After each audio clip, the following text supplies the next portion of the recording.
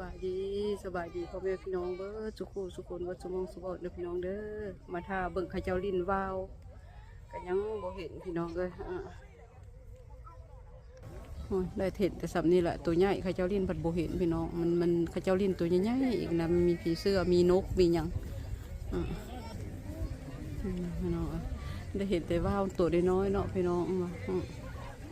สามีกับพี่น้องว่าเป็นคันไดขึ้นสวรรค์บ่เนาะพี่น้องคนใดตากะเนาะเป็นบ่คักเนาะพี่น้องได้เห็นแต่ซ้ำนี้เก่าเนาะพี่น้องจ้ะคนก็ยังมาละอยู่ได้ค่ำเลยได้พี่น้อง6 โมงแรงเลยได้นี่คนก็ยังมาล่าอยู่พี่น้องdevant la pelouse des parkings.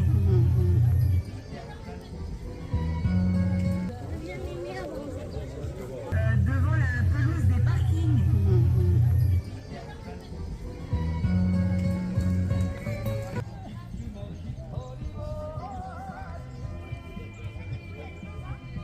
เขาเจ้าเปิดเพลงบ่ฮู้จักว่าสิเป็นจังไดเนาะพี่น้องเนาะอั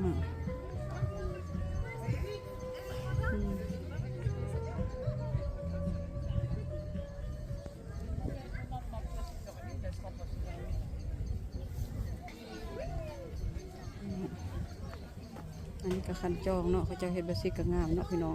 คือตัวนกนี่แหละเนาะพี่น้องเป็นตัวนกปอกเนาะพี่น้องจ๋า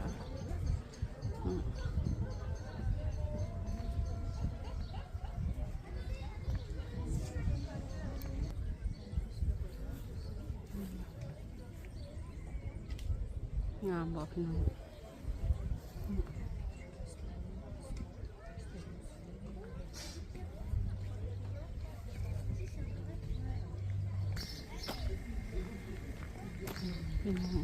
บรรยากาศยามมื้อแลงเด้อพี่น้องเด้อ6 โมงแรงละนี่แหละพี่น้องนี่ไปนี่ก็คือดอกไม้เนาะพี่น้องบรรยากาศยามมื้อแรงพี่น้อง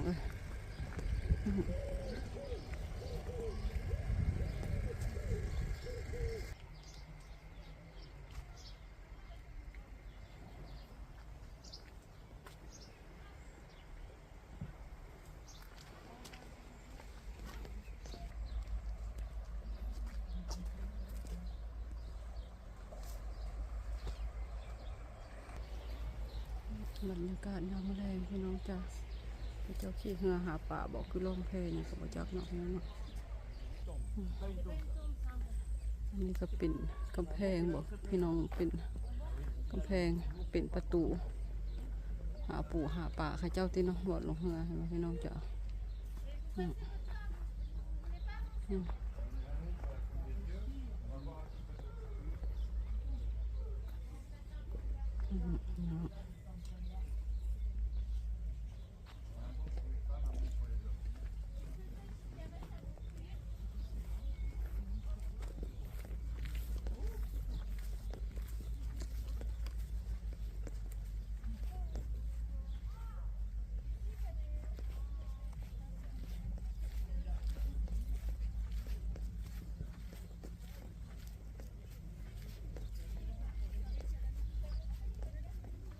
ว่าเป็นอย่างเขาเจ้าปิดไว้เนาะ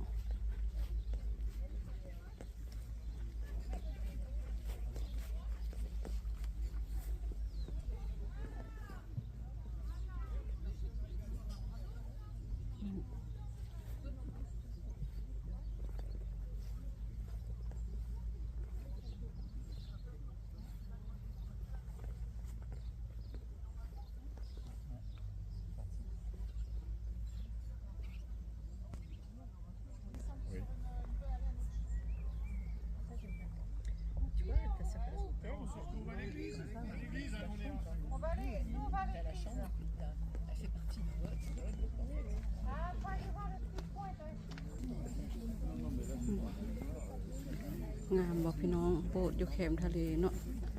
ตั้งอยู่กลางแคมทะเลเลยพี่น้องแม่ตากับพญายามถ่ายแต่จักสิได้แบบใดก็บ่ฮู้เด้อพี่น้องเด้อแม่ตากับพญายามถ่ายว่าจะได้งามๆให้พ่อแม่พี่น้องเบิ่ง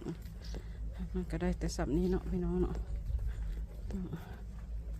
นั่นคนมาแล้วแม่ตากับปี๊ดพี่น้อง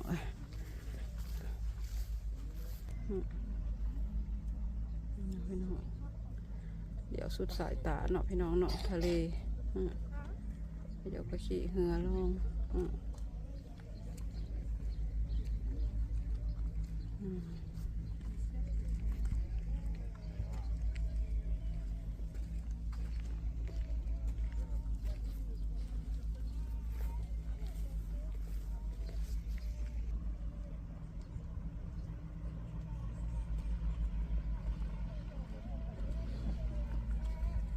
Tape sur la tête. Je me fais taper par mon fils.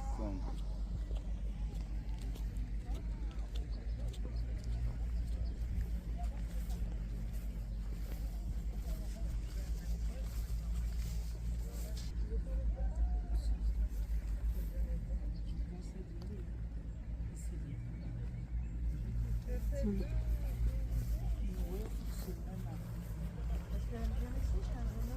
บรรยากาศยามมื้อแรงพี่น้องเนาะอยู่แคมป์ทะเลเมืองตันมงเนาะพี่น้องเนาะ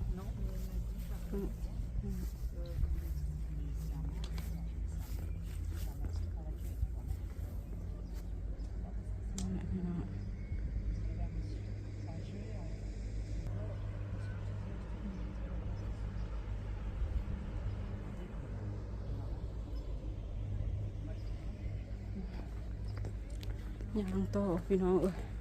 พยายามสุดขีดอัดคลิปนี่อัดก็ได้จักเทื่อพี่น้องจ้ะเพราะว่าเป็นอย่างเนาะพี่น้องเนาะก็ได้แต่ซ้ำนี้เด้อพี่น้องเด้อพยายามอัดให้ดีที่สุดแหละแม่ตาก็พยายามสุดขีดแต่ก็ได้ซ้ำนี้พี่น้องตาจะขายงาน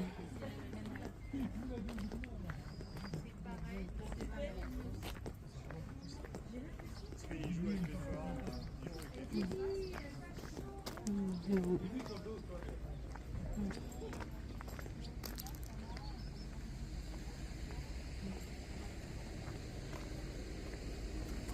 ก็คงเจมาพี่น้องมันฮอนหลาย32ดึกกระเรคนนะพี่น้อง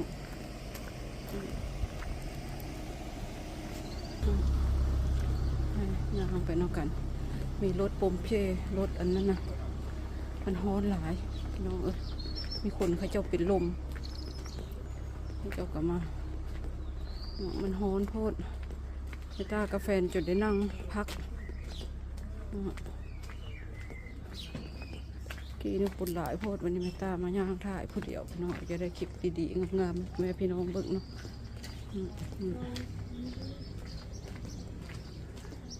ย่างไปเลยสิ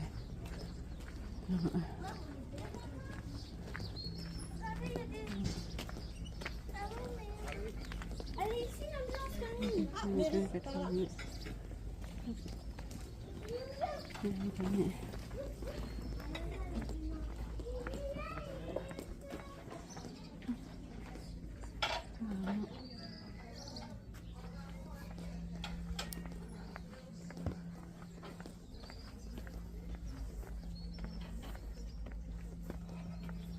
ก็พยายามอยากมา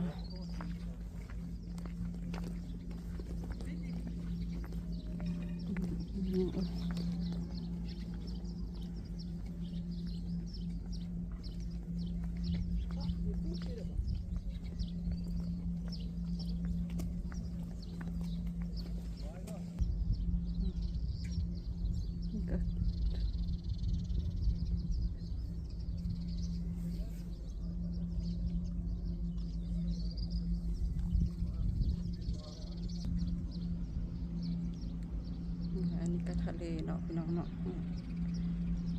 บ่ฮู้ว่ากำลังขึ้นกำลังลงสงสัยน้ำทะเลกำลังขึ้นพี่น้องร้อนไม่ตาพยายามอยากมาถ่ายเอามุมนี้แต่บ่ได้จักเทื่อมันพยายามเพราะไม่ตามักมุมนี้นี่นะพี่น้องมักแหงแต่มันกะเนาะบ่อนท่องเที่ยวเนาะพี่น้องบ่จักสิว่าแบบใด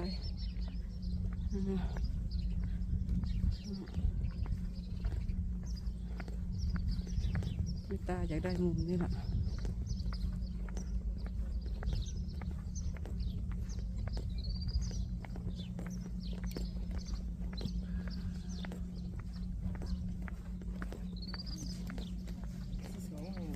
parti, ça y est, tous les commerçants sont là.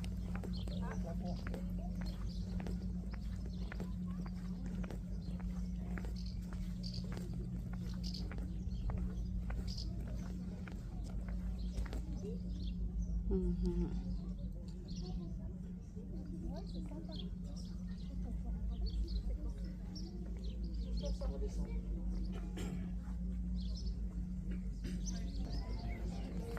ตาอยากได้มุมนี้แต่บ่ได้จ้าเธอพี่น้องเอ้ย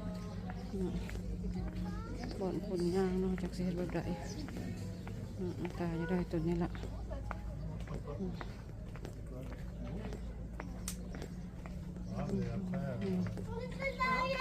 Chevaliers sont super belles. Mais les arrosés, lui. On est déjà y aller. Les arrosés, lui. Nous, non. On est déjà y aller. Oui, alors, tiens, regarde, le lait, c'est des chassements.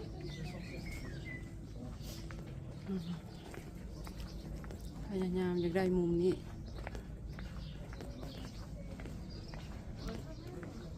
เป็นทางย่างเลยน้อยเนาะมันเป็นหนทางย่างเป็นแบบสิพี่น้องเอ้ยใช่ไหมแบบนี้พี่น้องเอ้ย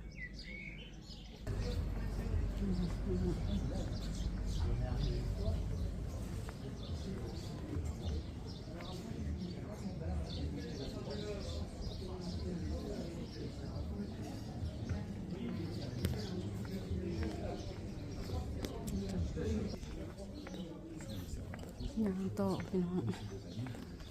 ยางเลาะกันไปโตอันนี้ก็เป็นเมืองตันมุ่งแหละพี่น้องเอ้ยเลาะโตมันเป็นทางน้อยๆ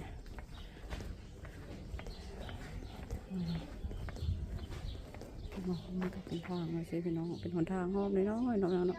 ยางมือเดียวมันก็วิด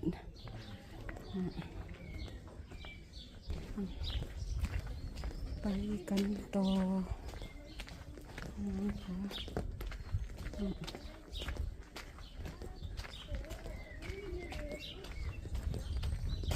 นี่ก็เป็นทางเลยเนาะเนาะพี่น้องนี่เป็นน้ำสร้างพระเจ้าได้เนี่ยเห็นบ่พระเจ้าเฮ็ดให้เบิ่งเป็นดอกสิพี่น้องเป็นทางเลย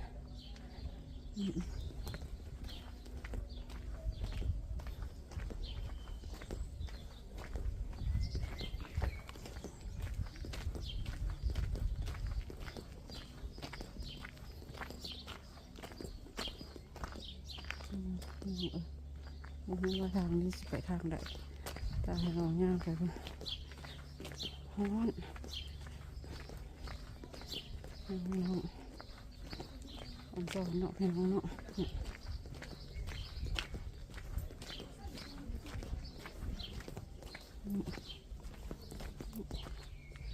นี่แหละพี่น้องจ๋า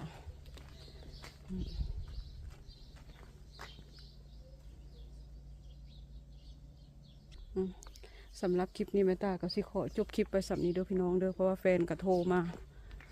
แม่ตาพยายามถ่ายคลิปเลาะคลิปถ่ายคลิปเองนะพี่น้องแต่แฟนเพิ่นโทรมาแล้วก็แม่ตาก็สิขอจบคลิปไปสำนี้ก่อนพี่น้องพอกันใหม่คลิปหน้าเนาะพี่น้องเนาะแม่ตาก็พยายามถ่ายให้ดีที่สุดพี่น้องแต่ว่าถ้ามันบ่ได้ก็ได้สำนี้เนาะพอกันใหม่คลิปหน้าพี่น้องจ้าไปละสบายดีพี่น้อง